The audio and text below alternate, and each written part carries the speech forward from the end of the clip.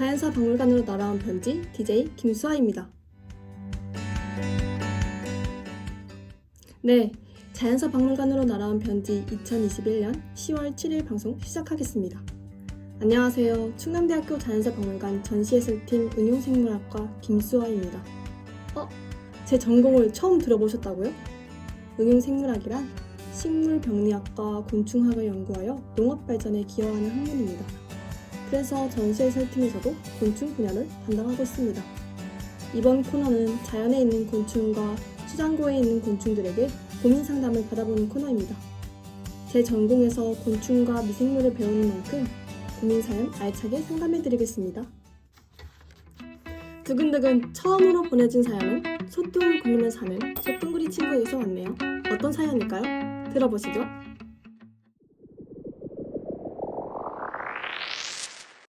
안녕하세요, 수디. 저는 저에 대한 오해를 풀고 싶고 또 제 가족들의 목숨이 달린 사연이라 보내봅니다. 먼저 저에 대한 오해를 풀고 싶습니다. 다들 아시다시피 제 이름은 소똥구리예요. 소똥을 굴리는 것뿐만 아니라 똥을 먹어서 분해한답니다.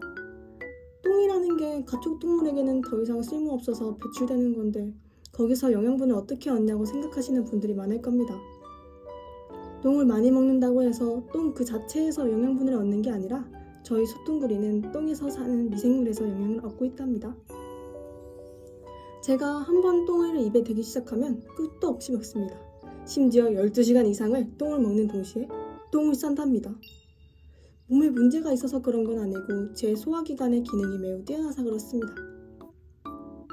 그런데 이렇게 자연의 순환에 기여하는 제가 무슨 고민이 있냐고요? 이 이야기가 이젠 옛날 옛적 이야기라는 게 문제예요. 사실 전 몽골에서 온 소똥구리입니다. 이제는 한반도에서 제 친구들을 완전히 찾아볼 수가 없습니다. 왜냐고요? 저희는 주로 대형 초식동물이나 가축의 똥을 먹이로 삼는데 인간들의 야생동물 밀렵과 우리의 가두는 사육이 확산되기 시작하면서 그렇게 쉴 새 없이 많이 먹던 친구들이 이제는 먹을 게 없어졌습니다. 또한 서식지가 파괴되거나 로드킬을 당해서 죽었습니다. 그나마 남아있던 친구들도 항생제와 각종 보존 첨가제가 반복된 사료를 먹고 자란 가축이 배출하는 똥을 정상적으로 소화시킬 수 없었어요. 이젠 대한민국에서 소똥구리를 볼 수 없어졌고 제 친척인 뿔소똥구리와 애기뿔 소똥구리들은 청정한 시골이나 제주도에서만 겨우겨우 살아가고 있는 멸종 위기종입니다. 저희 소똥구리 친구들은 이제 대한민국에서 살 수 없는 걸까요? 정말 안타까운 사연이네요. 백악기 전반기인 1억 1,500만 년 전부터 지금까지 오랫동안 세대를 이어왔는데 정말 슬플 것 같아요. 과거 이야기가 나온 김에 소똥구리의 역사에 대해 알아봅시다. 소똥구리가 지구에 퍼지게 된 시기는 바로 공룡의 똥을 먹기 시작한 이후부터였습니다. 공룡의 똥을 먹기 시작한 이후부터 소똥구리의 종 다양성이 급격히 늘어나 더욱 많은 종으로 분화했습니다. 공룡이 멸종하면서 소똥구리도 멸종 위기를 겪다가 간신히 살아남은 소똥구리 종들이 신생대의 풍부한 풀과 초식동물의 등장으로 함께 늘어나게 됩니다. 그리고 다시 현대에 와서 위기를 맞습니다. 1970년대 이후 가축 방목의 감소와 농약 사용에 따른 환경오염으로 인해 개체수가 급감한 것으로 추정됩니다. 2017년 국립생태원 멸종위기종 보건센터에서는 최후로 국내에 남아있을지 모르는 개체를 찾고자 한 마리에 100만 원에 구한다는 현상금을 내걸었습니다. 하지만 끝내 찾지 못해 소똥구리 원산지인 몽골에서 직접 생체 채집을 하여 국내로 반입하여 서식 환경과 생존 조건을 연구하는 보건 연구를 시작했습니다. 그리고 한국 마사회에서 기증받은 폐역 병주마의 분변을 소똥구리 먹이원으로 활용해 증식 보관하는 연구를 진행 중에 있습니다. 이번 사연을 통해 소똥구리에 대한 오해가 풀리고 소똥구리의 서식지 파괴와 멸종에 대한 심각성을 알게 되셨나요? 소똥구리 여러분이 멸종 위기를 극복하고 야생에서 다시 만나기를 바랍니다. 제발! 두 번째 사연은 이름부터 심상치 않은 흰무늬 왕불나방에서 온 사연입니다. 사연 들어보실까요? 안녕하세요, 수디. 저에게는 조그만 고민이 있는데요. 저는 나방인데 사람들이 절 나비로 생각한다는 거예요. 제 날개 무늬가 화려하고 낮에 많이 돌아다니고 꽃의 꿀을 빨기 때문에 나비로 생각한다고 하더군요. 물론 제가 나비목인 건 맞죠? 하지만 나비목 중 나비류를 제외한 모든 곤충을 나방이라고 하잖아요. 저는 어엿한 나방이랍니다.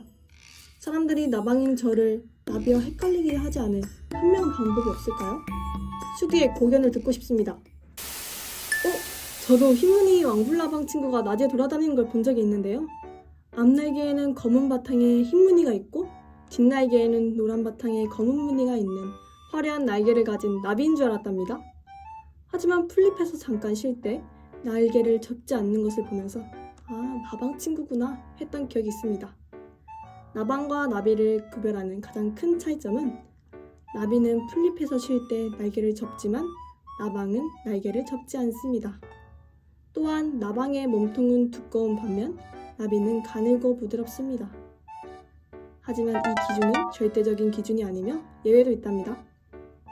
정리하자면 흰무늬 왕불나방처럼 화려한 날개를 가졌으며 낮에 활동하는 곤충은 더 이상 나비만 있다는 게 아니라는 사실 알아두면 언젠가는 쓸모있겠죠? 광고 보고 오시죠.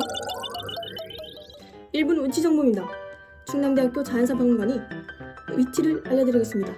네, 정문에서 도보로 단 20초 만에 끝내겠습니다. 충남대 학교 정문에서 도서관을 바라보고 오른쪽으로 40도 정도 방향을 바라보고 쭉 직진하셔서 계단을 올라오시면 유리로 이루어진 건물 앞 직육면체 기둥이 보이시나요?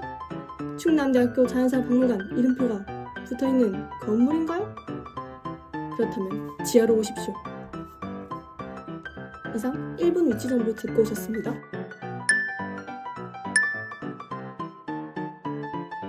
Oh yeah!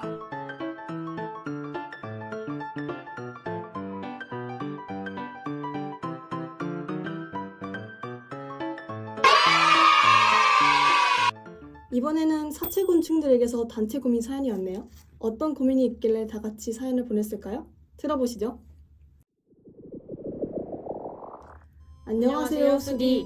청고마비의 계절. 수디는 마음의 양식을 쌓으며 잘 지내고 계신가요?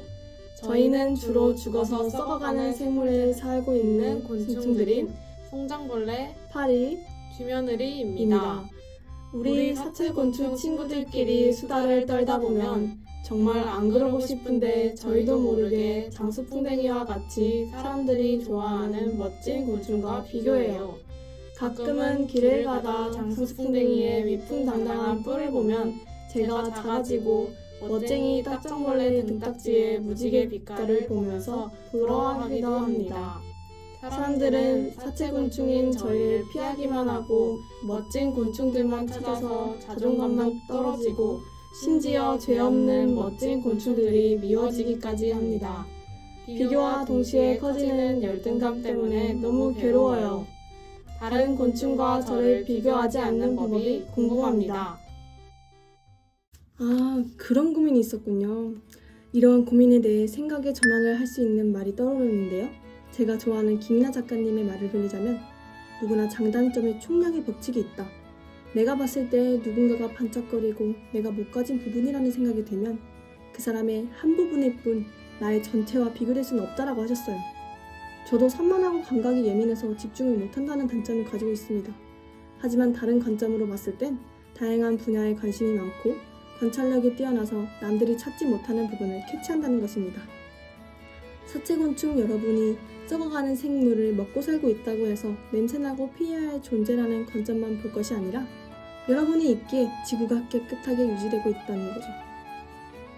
여러분이 없었다면 생물의 시체가 지구에 마구마구 쌓였을 겁니다. 그리고 여러분의 역할 중 가장 중요한 것이 있어요.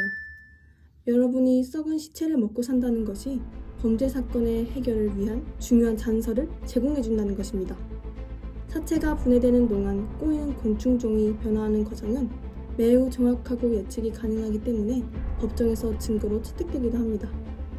사람이 사망 후 사체곤충이 알을 낳는 시기, 번식의 숫자, 변태 과정 등 사망 지점을 정확하게 추정할 수 있는 단서가 된다고 합니다.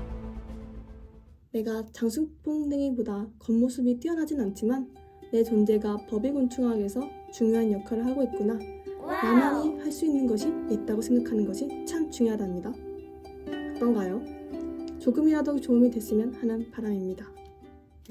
이번에는 개미와 공생관계를 맺으며 천적인 무당벌레를 피하는 진딧물에게서 산이 왔네요.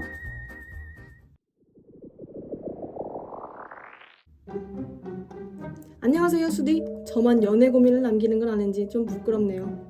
제 이름은 진딧물이고요. 저희 집안은 6세대째 결혼을 안 하고 이어진 가정입니다. 어머니께서는 봄, 여름 계절에는 단위 생식만 할 수 있다고 하시는데 이게 무슨 말인지 저도 잘 모르겠습니다. 그나저나 저는 윗조상과는 다르게 연애와 결혼을 너무 하고 싶은데요. 조상분들께서도 연애를 안 한 지 너무 오래되셔가지고 이젠 저도 연애를 못하는 건지 아닐까 걱정됩니다. 지금은 여름이 다 지나가고 가을이 왔는데 제 짝을 찾을 수 있을까요? 연애 고민 좀 해결해주세요, 수디. 이름이 진딧물이라고 했죠? 충분히 정상적입니다. 어머니 말대로 진딧물들은 단위 생식을 하기 때문이에요. 단위 생식이란 성숙한 배우자가 수정을 하지 않고 그대로 발생하여 새로운 개체가 되는 걸 말해요.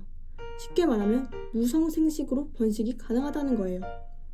계절의 흐름에 따라 진딧물의 번식 과정을 쭉 따라가 보면 봄부터 여름에 걸쳐 볼 수 있는 진딧물의 대부분은 날개가 없는 암컷인데 이들은 수정되지 않은 여름알이 체내에서 유충이 되어 태어나고 가을이 되면 수컷이 생겨 암컷과의 교미를 통해 겨울알이 만들어지고 다음 해 봄, 겨울알이 발생하여 암컷이 됩니다.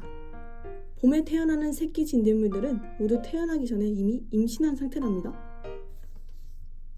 그렇다면 결과적으로 지금 시기가 가을이니 수컷이 생겨나는 시기이므로 충분히 연애를 할 수 있다는 겁니다. 수명이 한 달밖에 안 되니까 어서 빨리 기주를 돌아다니면서 적극적으로 짝을 찾는 노력을 하시길 바랍니다. 화이팅!